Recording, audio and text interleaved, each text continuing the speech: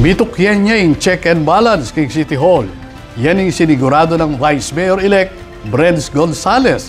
Lakwas at pare-pareho lang mga kaalyado na hanggang sinambot ang opisyalis ng San Fernando. Ayon ang report. Pepasyag ng Vice Mayor-elect Aurelio Brens Gonzales na makasadyaning magobra para king syudad kasanmetong i-Mayor Vilma Calua. I will be the healthy bridge and the healthy gap between the executive and between the legislative. Manikwanan tamo po na maging united ya po in kakatamo pong sanggunian.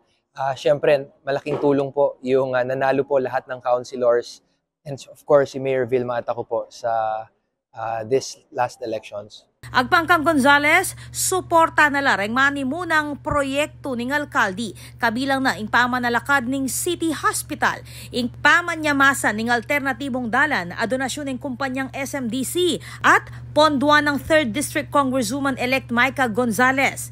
Reng mobile clinics at ingpamamye laptop kareng estudyante ning City College of San Fernando. Sinigurado ning bayong halala Vice Alkalde na miral pamuri ning check and balance king City Hall, lakwas at mikakaalyado lang pare-pareho. Reng sinambuta opisyalis king syudad manibat king alkalde, Vice Mayor angga king sangguniang panlungsod. Despite of the recent turnouts na 12-0 po tayo, we will make sure that the Sanggunian, the legislative, is still an independent branch. We will still be the check and balance of our mayor. Of course, susuportahan po natin lahat ng mga magagandang programa.